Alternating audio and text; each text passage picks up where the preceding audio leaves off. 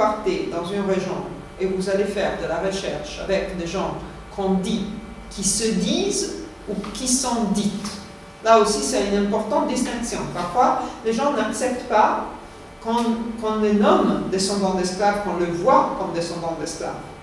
Alors, vous pouvez aller faire de la recherche dans un groupe. Par exemple, on va parler des Aratines en Mauritanie, au Maroc, dans quelques jours. Vous allez voir qu'il y a, dans des réponses à des questionnaires, il y a certaines Aratines qui ont dit « nous, on n'a jamais été des esclaves », d'autres qui disent « oui, nous, c'est les vrais Africains qui sont arrivés ici, mis en esclavage, mais après c'est l'émancipation ». Donc, si vous allez faire de la recherche sur le thème de l'émancipation, premièrement, si vous allez dans un groupe qui se disent ou est dite descendants d'esclaves ou d'ascendants serviles, se poser la question de pourquoi ce groupe est nommé comme quelqu'un d'ascendant servile. Est-ce que les liens avec le maître existent encore? Est-ce qu'ils sont visibles? Est-ce qu'ils sont tangibles? Ou est-ce que ce n'est qu'une sorte de catégorisation stigmatisante qu'on donne? Donc, par exemple, souvent, au Mali, on parle des Bellas. Les Bellas, on dit, c'est les anciens esclaves de Touareg. Mais parfois, on parle de Bellas simplement quand on voit quelqu'un qui n'est pas aisé, qui part à Machek, et qui n'a pas certaines des caractéristiques des élites Touareg. Là, ça suffit pour les gens de se référer à quelqu'un comme ça, comme un Bella. Après, c'est parfaitement possible que ce monsieur n'a aucun lien, soit qu'on ne puisse pas prouver qu'il a un lien, soit qu'en réalité, ce monsieur n'a aucun lien avec l'esclavage. Il pourrait être d'une certaine caste d'artisans, par exemple, mais libre, d'ascendance libre. Donc, soyez très critiques et il faut être aussi, il faut comprendre qu'aujourd'hui, cette notion d'un groupe d'ascendants serviles, de descendants d'esclaves, n'est pas nécessairement une notion qui se réfère à une réalité des faits. Parfois, vous allez rencontrer des gens qui sont appelés comme ça, qui sont même stigmatisés, mais où le lien avec l'esclavage n'est pas plus partie de la mémoire historique ou même d'une mémoire enfin qu'on puisse prouver biologiquement, non, généalogiquement.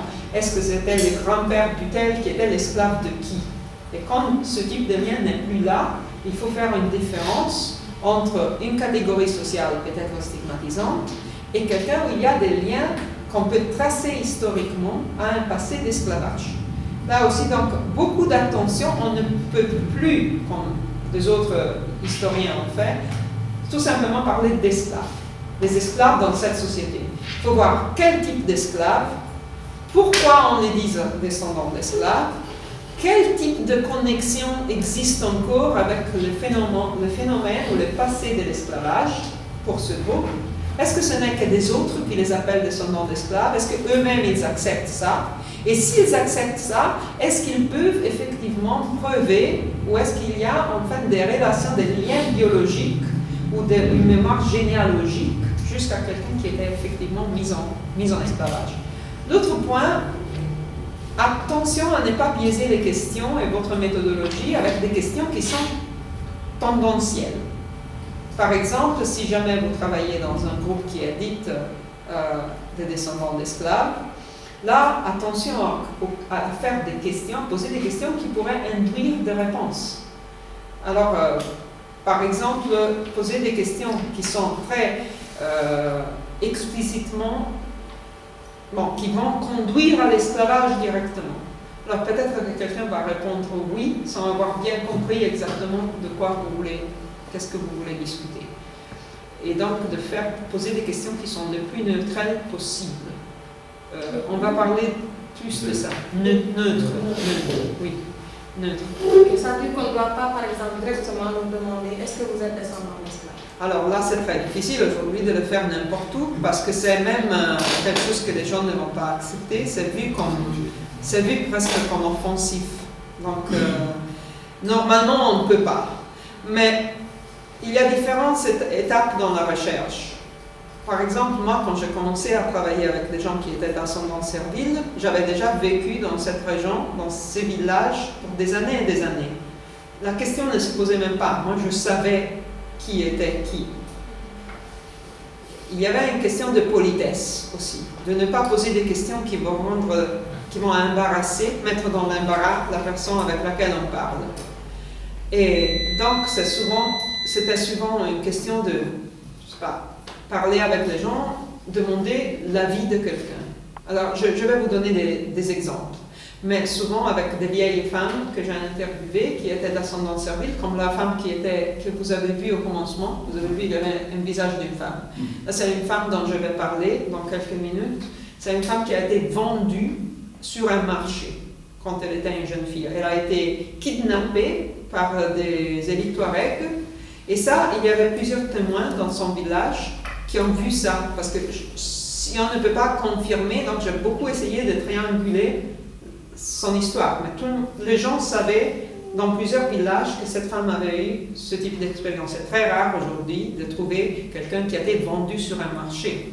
Parce que l'abolition de l'esclavage est au commencement du XXe siècle, et même si les colonialistes ont fermé les yeux, ont laissé les pratiques d'esclavage, surtout domestique, continuer très loin, jusqu'aux années 40, clairement, peut-être jusqu'à aujourd'hui dans certains cas, mais les marchés d'esclaves étaient finis très tôt.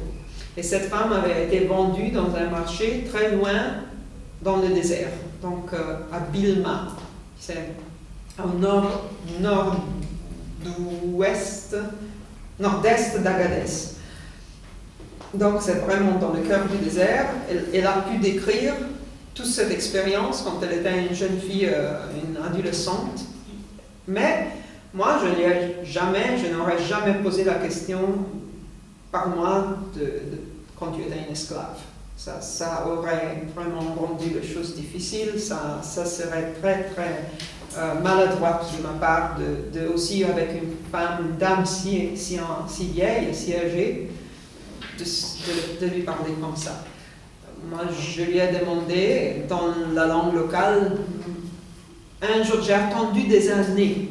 Je savais qu'elle avait eu ça, mais pour des années, jusqu'à ce qu'un jour, on s'est trouvés ensemble dans une bonne situation. Elle m'avait déjà dit qu'elle me voulait parler de ça, et moi, un jour, quand il n'y avait personne, ou très peu de monde, il y avait quelqu'un qui était un assistant pour moi, il y avait quelqu'un qui était proche à elle. Je lui ai dit, Madame Inna, c'est un terme de gentillesse en Hausa. Tu peux me parler de l'histoire de ta vie, de quand tu étais jeune. Et c'est tout. Le choix est à elle de parler. Si elle veut le parler, elle a parlé. Mais, oui. Et est-ce que vous avez eu l'impression qu'elle vous a tout dit? Je peux même dire qu'il y a des choses qu'elle... premièrement, elle était énormément âgée. Oui? Donc, il y a différentes techniques avec des personnes de différents âges. La mémoire, l'énergie, c'est des choses que quand tu parles avec une femme comme ça, elle est même aveugle, elle n'est pas très très bien. Donc, est-ce qu'elle m'a tout dit? Elle m'a raconté une histoire que je vais vous raconter. Et moi, je pense qu'elle m'a dit ce que pour elle est la vérité dans sa tête. Mais est-ce que je pourrais jamais contrôler, vérifier certains des faits dont elle a parlé? Ça, ce n'est peut-être pas le cas. Peut-être un jour, dans les archives, je trouverai certains aspects de son récit, dont je vais vous parler dans un instant. Mais l'autre chose importante est qu'il y a des choses que je n'ai pas demandées, qui auraient pu être très importantes pour la recherche. Par exemple, aujourd'hui, on discute beaucoup de la question si on fait une analyse, si on fait une recherche sur l'ascendance servile, si vous allez écrire une maîtrise, par exemple, sur la situation de certains groupes de gens qui sont d'ascendance servile, il est important, par exemple, de constater que pour les femmes, c'est difficile de se marier. C'est instable, que certains hommes ne veulent pas vraiment se marier avec certains types de femmes. Donc moi, j'étais en train de parler avec cette dame et je constate qu'elle n'a pas d'enfant. Moi, je sais qu'elle n'a pas d'enfant dans ce village. Et elle raconte son histoire et elle me dit que le monsieur qui est là avec nous, c'est un jeune homme, elle me dit, c'est mon enfant. Bon, vous savez, en Afrique, on dit c'est mon enfant pour beaucoup de personnes. Alors moi, là, je dis, est-ce que c'est son enfant ou est-ce que c'est quelqu'un de proche? Je demande à mon assistant. Parfois, on aurait pu parler directement, mais à 4, c'était plus facile. Et bon, avec elle, on n'aurait pas pu parler directement parce qu'elle ne parlait qu'un dialecte de tamashek. Moi, je parle Hausa, elle parlait très peu Hausa. Alors, la personne qui est avec moi me dit non, ce n'est pas son enfant, c'est quelqu'un de proche, comme moi j'avais demandé. Et là, j'aurais pu insister, et j'aurais pu poser la question, est-ce qu'elle n'a jamais eu des enfants et pourquoi elle n'a pas eu des enfants? Et là, c'est des choses que moi j'ai décidé de ne pas poser. Parce que dans ce contexte-là, le fait de n'avoir pas eu des enfants est quelque chose qui fait mal à certaines femmes, à beaucoup de femmes, parce que toutes les femmes. Le fait de n'avoir pas eu... Elle était une femme très stigmatisée, elle était énormément pauvre, elle était vieille. Moi, je n'ai pas voulu poser une question qui aurait pu lui faire penser que sa vie avait eu une grande tache noire, que personne n'avait pas voulu avoir des enfants avec elle, parce que tout le monde a des enfants dans des villages comme ça. C'est un village où c'est rare qu'une femme n'a pas des enfants. Et là aussi, c'est des questions que je n'ai pas posées. Parfois se passent des choses. Alors, est-ce qu'elle m'a dit tout? Il y a des choses qu'elle n'a pas dit, elle a dit beaucoup. Moi, je fais beaucoup de recherches avec beaucoup de monde, donc certaines gens te donnent quelque chose, d'autres gens te donnent autre renseignement. Surtout, on ne veut pas faire du mal, entre guillemets. We don't want to offend. On ne veut pas offenser les gens avec lesquels on travaille. C'est important, humainement, éthiquement, parce que c'est vraiment un code éthique, le chercheur ne peut pas changer, mais aussi c'est important pour la recherche. Parce que dès que tu as fait 3 ou 4 entretiens et que les gens quittent et ils sont fâchés et ils se sentent mal à l'aise et ils pensent que vraiment en parlant avec toi, ils ont réalisé que leur vie est mauvaise, a été mauvaise, qui va vouloir te parler? Parce que c'est dans des petites communautés, tandis que si les gens t'acceptent, ils vont même te dire, parce que souvent tu vas demander à quelqu'un avec lequel tu as eu plusieurs récits, plusieurs entretiens, tu dis, est-ce que tu connais quelqu'un comme toi qui a toutes ces connaissances de ce phénomène, de ce problème dans des autres villages où je veux partir? Et lui, il va te mettre en contact s'il a confiance que toi, tu es quelqu'un de bien qui ne va pas forcer les choses. Tandis que si tu as rendu la situation difficile pour l'interviewer, c'est clair qu'il ne va pas te mettre en contact avec des gens pour lesquels il a une estime. Là, c'est vraiment des... Oui. L'autre chose que je veux dire, toujours comme préambule au cas d'étude, c'est de faire attention avec cette notion esclave, ascendance esclave. Quand vous faites des recherches, par exemple, qu'est-ce qu'il veut dire aujourd'hui que quelqu'un est d'ascendance servile? Très souvent, on parle de... il y a les titres d'articles ou de travaux qui disent esclavage au Niger, esclavage au Mali, esclavage au Tchad.